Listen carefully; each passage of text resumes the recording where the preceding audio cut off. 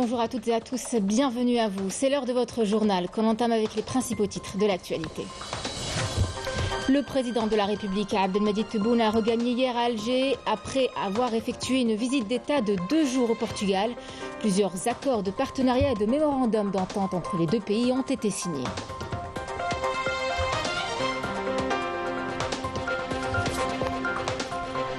Valorisation des mines de marbre en Algérie, une stratégie a été élaborée pour en augmenter la production. Plusieurs partenariats ont été lancés. Le partenariat algéro-portugais a permis un partage d'expériences et l'utilisation des dernières techniques dans l'exploitation des carrières.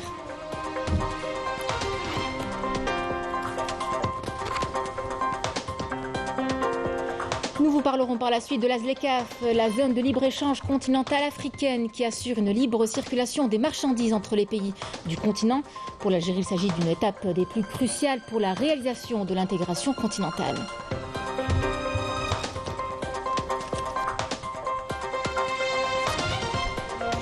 Le rallye découverte de l'Algérie de course à moto se poursuit dans sa deuxième étape. 28 athlètes, hommes et femmes représentant 4 pays, dont l'Algérie, sont allés à la découverte de paysages enchanteurs sur près de 1000 km. Une première édition en vue de promouvoir la destination Algérie.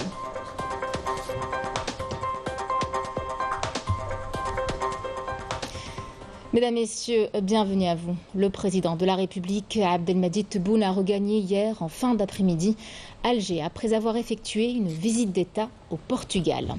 Le président de la République a été accueilli à son arrivée à l'aéroport international Houari Boumediene par le Premier ministre Ayman Ben Abdelrahman, le chef d'état-major de l'armée nationale populaire, le général d'armée Saïd Chengriha et le directeur de cabinet à la présidence de la République, Mohamed Nadir Larbaoui.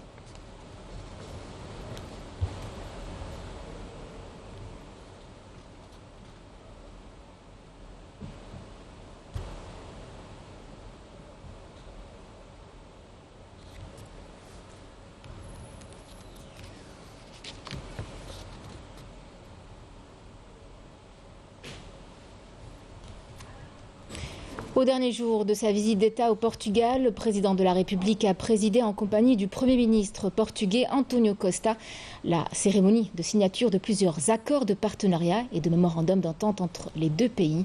Des mémorandums d'entente ont été signés dans le domaine de la gouvernance numérique et la modernisation de l'administration. Le programme d'échange culturel entre les deux pays 2023-2025, signature également d'une déclaration d'intention pour le renforcement de la coopération bilatérale, en plus d'un mémorandum d'entente autour des micro-entreprises ainsi que l'innovation.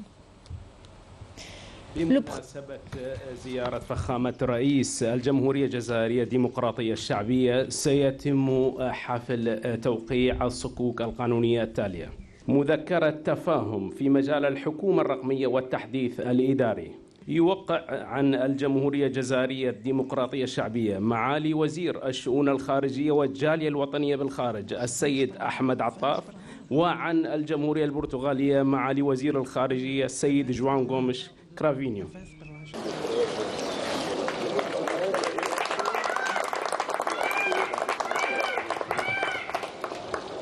برنامج التبادل الثقافي للفترة من 2023 إلى 2025 عن الجمهورية الجزائرية الديمقراطية الشعبية، يوقع معالي وزير الشؤون الخارجية والجالية الوطنية بالخارج السيد أحمد عطاف، وعن الجمهورية البرتغالية معالي وزير الخارجية السيد جوان غومش كرافينيو.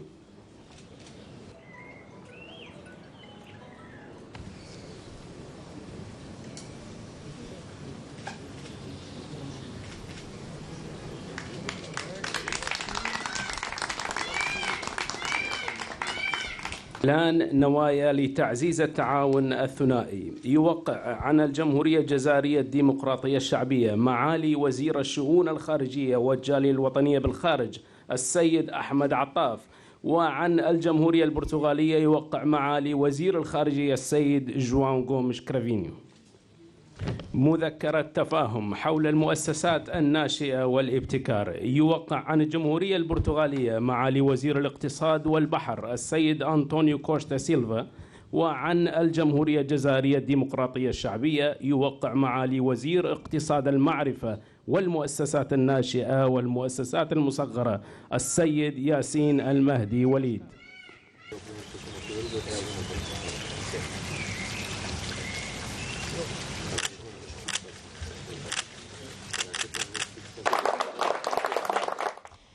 Le président de la République avait présidé conjointement avec le Premier ministre portugais António Costa l'ouverture des travaux du Forum économique algéro-portugais. 60 hommes d'affaires algériens ont pris part au forum aux côtés d'acteurs économiques portugais dans le but d'examiner les opportunités de coopération et de partenariat entre les entreprises algériennes et portugaises.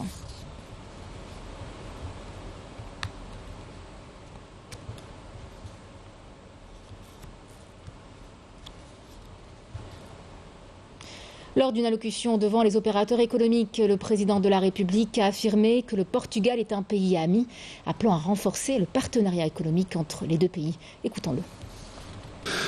Le Portugal, et je le dis du fond du cœur, est un grand pays ami.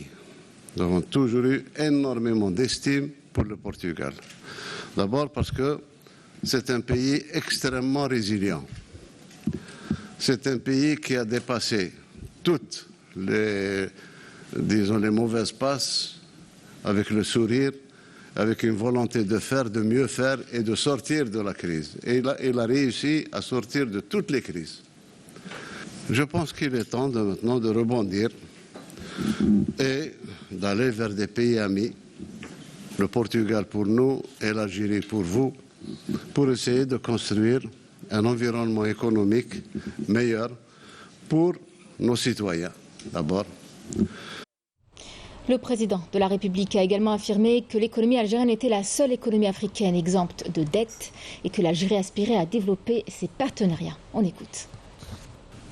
En ce qui concerne l'Algérie, ces derniers temps, elle est dans l'actualité internationale. Vous savez que c'est le seul pays actuellement africain, pratiquement, qui n'a aucun centime de dette. C'est un pays qui n'est pas endetté, c'est un pays extrêmement solvable. C'est un pays qui est en train de reconvertir son économie, sortir de l'omniprésence des hydrocarbures dans l'économie algérienne pour passer à autre chose. Et nous sommes arrivés, Dieu merci, en 2 ans, à exporter pratiquement 20 à 30% de la valeur d'hydrocarbures en produits autres que les hydrocarbures, puisque nous avons terminé l'année 2022 avec presque 7 milliards de dollars d'exportation hors hydrocarbures. Le chef de l'État a invité les hommes d'affaires des deux pays à explorer les moyens permettant de renforcer le partenariat économique. On écoute le président de la République. Du partage du développement avec nos amis portugais. Ils nous connaissent et nous les connaissons. Et je pense qu'il y a beaucoup d'entreprises actuelles portugaises installées en Algérie qui travaillent à l'aise. Surtout maintenant avec la nouvelle loi sur l'investissement, qui est une loi qu'on pense assez libérale et assez protectrice de l'investissement pour que les gens viennent investir en Algérie. Donc j'encourage mes amis portugais, les hommes d'affaires portugais et les hommes d'affaires algériens à s'entendre sur un avenir commun économique, tant plus que les relations politiques et les relations sociales sont très fortes avec le Portugal. De son côté, le Premier ministre portugais a affirmé que les relations entre les deux pays sont politiquement et économiquement très solides et que la visite du président permettrait de raffermir les relations algéro-portugaises, notamment dans les secteurs des énergies renouvelables et de l'hydrogène. On écoute. Le Portugal et l'Algérie maintiennent depuis des années des relations très solides du point de vue politique et du point de vue économique. La visite de Monsieur le Président Tebboune au Portugal et les nouveaux instruments de coopération qui seront signés et les diverses rencontres qui sont prévues, notamment ces forums économiques, donnent substance à la volonté commune de renforcer les liens entre nos deux pays. Le président de la République, Abdelmadjid Tebboune, a visité le siège du Parlement portugais à Lisbonne, où il a été accueilli par le président de cette institution législative, Augusto Santos Silva. Après avoir salué les délégations des deux pays en compagnie du président du Parlement portugais, le président de la République a signé le livre d'or du Parlement portugais.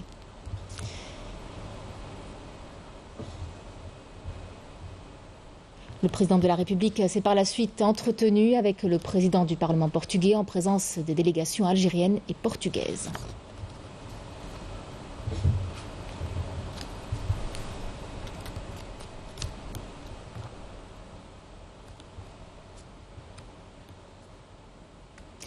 Et puis, lors de son entrée dans la grande salle de l'Assemblée, le président de la République, Abdelmajid Tebboune, a été ovationné par les députés portugais.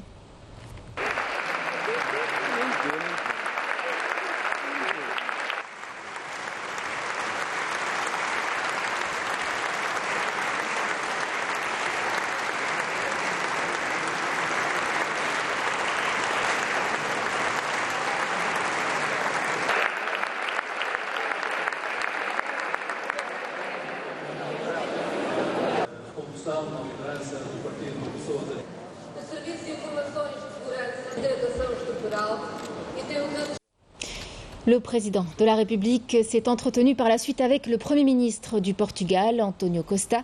Les entretiens se sont déroulés au siège de la primature portugaise, en présence des membres des délégations des deux pays.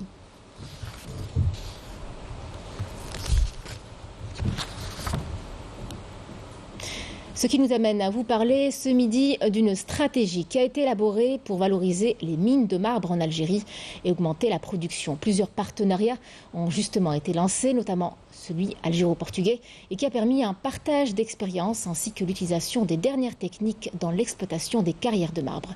Raoul Hamouche pour les détails. Un chantier à ciel ouvert avec des dizaines de blocs de marbre et de granit qui sont traités chaque jour ici à Djanet, dans cette unité. Spécialisée dans la transformation de marbre et de granit, fruit d'un investissement privé et d'un partenariat algéro-portugais, la structure a pour principal objectif de répondre à la demande nationale en granit et en marbre et réduire la facture d'importation, mais également de redynamiser l'activité économique locale. Je suis ici pour former la main-d'œuvre de l'entreprise. Ici, notre travail consiste dans la transformation du marbre et du granit. L'objectif tracé est de répondre à la demande locale et généralement au marché national. Je suis portugais. Cela fait une année que je me suis installé à Djanet. C'est Armando qui a fait appel à mes services pour la formation de la main-d'œuvre algérienne. Sincèrement, c'est un réel plaisir de travailler en Algérie. Cet investissement est le premier du genre dans cette région connue pour la qualité de son marbre, d'une capacité de production qui dépasse les 20 000 mètres carrés par jour de plaques de marbre et de granit. L'entreprise emploie plus de 300 personnes qui ont bénéficié pour certains d'une formation poussée par les spécialistes en la matière des Portugais. Nous avons été formés par des Portugais qui ont partagé avec nous leur savoir-faire et leur expérience. À présent, nous pouvons à notre tour former les jeunes générations. Nous avons bénéficié d'une formation qui nous a permis d'apprendre plusieurs techniques et d'être autonomes. L'Algérie regorge d'innombrables gisements comme ici à Djanet, capables de constituer une alternative au pétrole et au gaz. Aujourd'hui, l'Algérie compte sur le secteur minier pour diversifier son économie. Les intempéries qui touchent plusieurs régions du pays ont provoqué des inondations et coupé la circulation dans plusieurs axes routiers, notamment dans les wilayas de l'est du pays, où les éléments de la protection civile sont intervenus pour venir en aide aux personnes bloquées. Des inondations qui ont submergé des quartiers entiers. Les unités de la protection civile ainsi que les services de la Sûreté nationale ont été également mobilisés durant toute la nuit jusqu'à tôt ce matin pour fluidifier la circulation dans les axes routiers coupés par les inondations.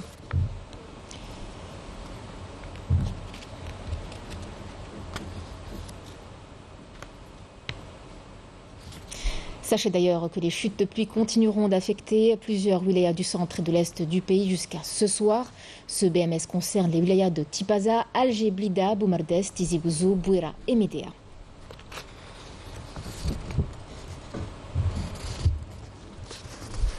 Et pour justement avoir un peu plus de détails sur ces pluies diluviennes qui touchent plusieurs régions et wilayas du pays, nous avons avec nous en direct Madame Benrekta, prévisionniste au sein de l'Office national de météorologie. Madame Benrekta, bonjour. Le BMS Le BMS émis par l'ONF devrait prendre fin ce soir, mais pouvons-nous nous attendre à d'importantes chutes de pluie dans les prochains jours? Pouvons-nous prévoir les aléas météorologiques, madame? Oui, alors effectivement, c'est une situation tout de même qui est particulière pour le mois de mai. Donc c'est une dépression, qui s'est localisée surtout au large d'Alger. C'est pour ça que les quantités les plus importantes ont été enregistrées au niveau de la wilaya d'Alger. Donc comme vous venez de dire que le bulletin météorologique spécial ou bien la vigilance au niveau 2 reste toujours valable sur les régions du centre jusqu'à cet après-midi, Inch'Allah, même à 16h. Et pour les régions de l'Est, la situation reste aussi instable jusqu'à cette soirée, Inch'Allah, la soirée du jeudi au vendredi. Donc Météo Algérie prévoit aussi une accalmie. Donc c'est des pluies qui vont diminuer d'intensité progressivement, mais une accalmie aussi est prévue temporaire le vendredi et le samedi sur les régions nord du pays. Mais encore une fois, on aura rendez-vous à des précipitations. Une perturbation est prévue le dimanche, Inch'Allah. Elle va commencer par les régions de l'ouest pour aborder le centre et l'est ultérieurement. Alors, est-ce qu'on peut dire que ce sont des pluies bénéfiques, même si elles sont relativement tardives? C'est sûr, elles resteront toujours bénéfiques. Donc, on est très content de les voir tomber parce qu'ils vont remplir tout de même les barrages. Donc, on attendait ces pluies. Surtout, le caractère pluviométrique est important parce que c'est des fois des pluies qui restent continues sous forme d'averses. Et ça, c'est très important pour l'agriculteur et aussi pour la terre d'absorber doucement cette quantité de pluie. Très bien, merci à vous Madame Barekta. Je rappelle que vous êtes ingénieur prévisionniste au sein de l'Office national de météorologie. En tout cas, on demande à tous nos chers téléspectateurs qui se trouvent en Algérie d'être très prudents. Intéressons-nous à présent à la ZLECAf, la zone de libre-échange continentale africaine. Elle vise à créer un marché africain qui assurera une libre circulation des marchandises entre les pays du continent. L'Algérie la considère en tout cas comme une étape les plus cruciales pour la réalisation de l'intégration continentale. Yasmine Massoudi. Après avoir engagé plusieurs réformes économiques, l'Algérie demeure pleinement convaincue de la nécessité de soutenir les politiques visant à hisser le taux de croissance industrielle et de diversification économique dans les pays africains en faveur de la zone de libre-échange continentale. Une démarche qui représente une étape cruciale dans la réalisation de l'intégration continentale. L'Algérie a changé de paradigme économique en termes si vous voulez, de capacité à produire des biens et des services pour l'export, ce qui était limité les décennies précédentes. Et ça signifie qu'il y a des quotités à mettre sur les marchés mondiaux et d'abord et avant tout sur les marchés africains. Je parle des ciments, je parle de la sidérurgie, des produits sidérurgiques, je parle des produits agricoles, je parle des produits maintenant manufacturés. On a vu à Dakar l'intérêt que ça a suscité chez les importateurs de la région de la CEDEAO. Alors tout ça fait que c'est parce que l'Algérie est arrivée à un momentum, comme on dit en économie, où elle dégage des capacités à l'export, que la situation est particulièrement favorable avec la mise en place de la zone africaine de libre-échange. Une nouvelle orientation vers l'Afrique a été exprimée par le président de la République dans ses différentes interventions. Et des outils ont été mis en place à cet effet. Je citerai par exemple l'externalisation des banques algériennes, notamment au niveau du Sénégal, de la Mauritanie et du Niger, et peut-être demain vers la Côte d'Ivoire et peut-être vers le Cameroun. C'est une condition essentielle pour justement assurer les exportations algériennes en matière de rapatriement et qu'elles soient les locomotives des produits algériens vers ces pays-là. La mise en œuvre de la ZLECAf favorisera la réalisation d'autres objectifs liés à la création d'un environnement commercial stable, permettant aux investisseurs de prendre des engagements à long terme. Selon un rapport publié par World Economic Forum, l'industrie et l'agriculture offrent aux pays du continent de grandes opportunités. Nous avons une longue histoire dans l'industrie.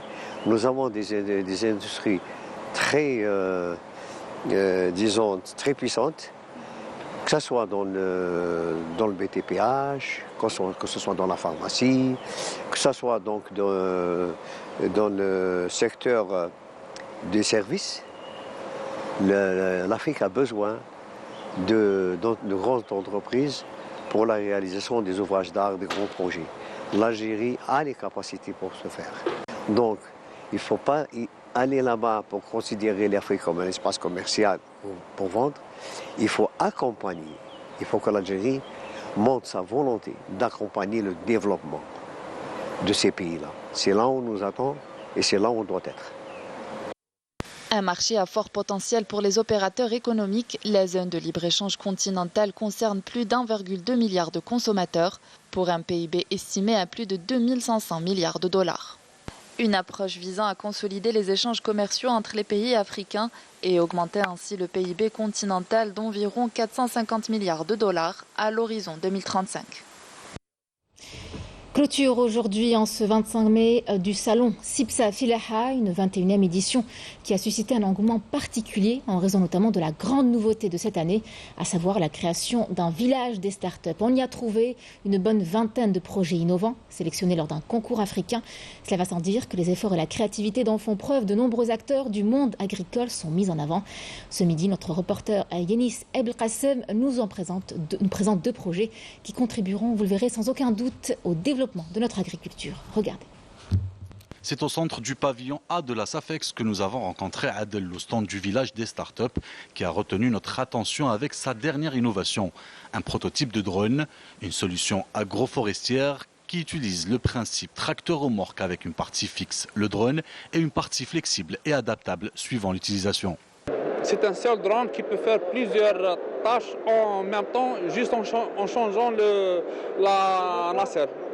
Le même drone peut faire de la surveillance, puis on peut changer la nacelle pour faire du traitement phytosanitaire. Puis un seul exploitant peut avoir plusieurs solutions en un seul drone. De l'autre côté du stand, c'est Samir que nous rencontrons. Il est le fondateur d'une start-up spécialisée dans le développement de l'agriculture biologique et écologique. Cette année, nous avons ramené une nouvelle innovation qui consiste en le développement d'un biostimulant anti-stress hybride, anti-stress de salinité. Nous avons effectué des essais sur des plants de fraisiers, utiliser l'eau de mer pour irriguer ces plants en utilisation parallèle de ces biostimulants. La fraise a survécu pendant 3 mois, même si elle a subi le stress de la salinité, mais grâce à ce biostimulant innovant, nous avons pu maintenir la survie de la plante et cueillir le fruit. Ce village des startups est un lieu d'échange regroupant une vingtaine de startups activant dans le secteur agricole. À travers cet espace, les participants bénéficient de plus de visibilité auprès des partenaires potentiels pour la commercialisation de leurs solutions innovantes. Et on vous parle à présent de l'un des plans stratégiques de la capitale, le plan bleu, pour que la wilaya d'Alger fasse peau neuve. Il concerne le réaménagement du littoral et des espaces côtiers. Alors, plusieurs projets sont au programme et ne tardent pas à aboutir. D'autres sont à un stade bien avancé, à l'image de la promenade des Sablettes, bateau cassé et bien d'autres. Reportage Marim Damis. On dit qu'elle fait partie des plus belles baies au monde. Il s'agit de la baie d'Alger. La capitale que les pouvoirs publics veulent hisser au rang de métropole méditerranéenne jouit justement de cet atout majeur qui est son littoral. Il s'étend de Oued El Raya à l'est à Oued Mazafran à l'ouest sur une distance de 80 km. Son aménagement constitue une priorité absolue dans la stratégie tracée par la wilaya. Un programme appelé Plan Bleu comprend bon nombre de projets structurels a été établi pour mettre le littoral algérois sous ses plus beaux jours. Voilà à quoi peut ressembler une partie du littoral. Ce nouveau pont sera construit pour relier Beb El Oued à l'Amirauté en passant par Al-Kitani. Pour offrir aux citoyens plus d'espaces de loisirs, des parcs marins seront réalisés sur le littoral algérois, des pistes cyclables et des piscines naturelles. Nous avons entamé les travaux par le côté ouest en construisant des brise-lames sur une longueur de 400 mètres et en aménageant une plage artificielle qui peut accueillir jusqu'à 500 personnes par jour. Du côté centre, nous avons commencé le projet de construction d'un port de plaisance. Il s'étend de Mbnian à Tamenfoust. Et afin de compléter ce projet, nous avons également construit un quai d'une capacité d'accueil de 100 embarcations. Sur le chantier des Sablettes, les ouvriers manipulent de nombreux engins dans des camions et des pelleteuses, ainsi que des grues. Ils activent dans un nuage de poussière afin de faire avancer les travaux d'aménagement. La cadence s'accélère pour sa livraison dans les plus brefs délais. Le laboratoire d'études maritimes a pour mission d'assurer le suivi technique du projet conformément au cahier des charges défini par l'administration.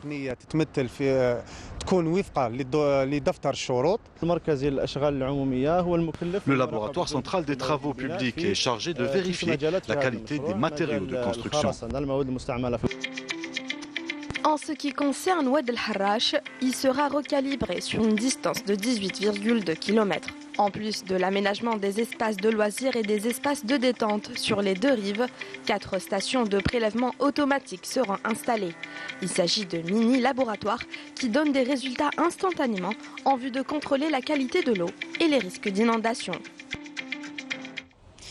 À l'étranger, dans les territoires sahraouis occupés, le peuple sahraoui a réussi à briser le blocus policier et militaire imposé par le Marzen, renforcé à l'occasion du 50e anniversaire de la création du Front Polisario et du déclenchement de la lutte armée. Durant plus de 10 jours de répression des forces coloniales marocaines, plusieurs militants sahraouis ont fait l'objet d'une assignation à résidence, les empêchant de circuler librement et de communiquer avec d'autres militants. Une répression sans précédent qui n'a pas eu raison de la détermination des Sahraouis à sortir dans les rues et à célébrer le 50aire de la création du Front Polisario.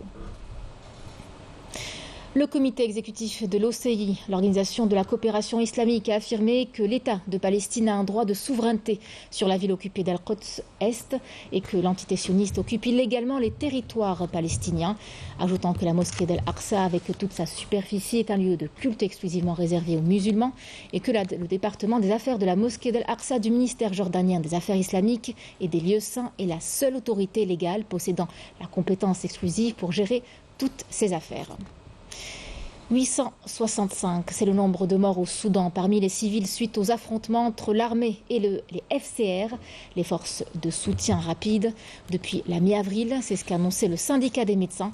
Rappelons que lundi dernier, un nouvel accord de cessez-le-feu d'une semaine est entré en vigueur parallèlement à la poursuite des pourparlers entre les deux parties au conflit pour tenter de parvenir à un arrêt définitif des combats ainsi qu'une solution pacifique au conflit armé en cours à Khartoum et dans d'autres villes au Soudan. On revient chez nous en Algérie. L'actualité, c'est aussi ce rallye découverte de l'Algérie de course à moto. Il a débuté mardi dernier. 28 athlètes, hommes et femmes représentant 4 pays, dont l'Algérie, la Tunisie, la Libye et le Royaume d'Arabie Saoudite, sont partis à la découverte de paysages enchanteurs sur près de 1000 km.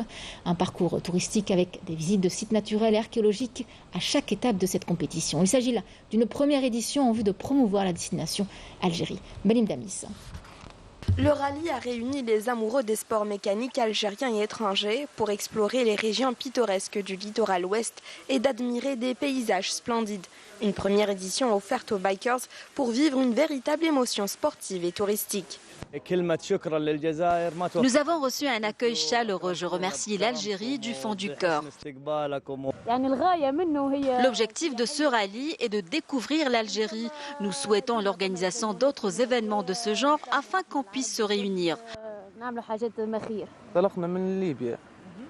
Nous avons débuté la course à partir de la Libye, ensuite nous avons traversé la Tunisie où nous avons passé une nuit, après nous sommes passés par Sétif et aujourd'hui nous sommes à Mostaganem. Nous avons mobilisé tous les moyens pour assurer le bon déroulement de la compétition. Notre objectif est de mettre en avant les potentialités touristiques de l'Algérie. Au cours de cette deuxième étape, entre Mostaganem et Oran, les motocyclistes ont parcouru une grande partie de la route nationale numéro 11 qui se caractérise par ses magnifiques paysages. Je ne m'attendais pas à voir ces beaux paysages. Je suis très heureux de pouvoir découvrir la beauté de l'Algérie avec mes propres yeux. Nous avons fait découvrir aux participants algériens et étrangers la ville de Mostaganem et la beauté de son littoral. Au total, il y a plus de 1000 participants, dont 30 étrangers. L'Algérie est un pays continent et les touristes sont assoiffés de venir découvrir notre pays.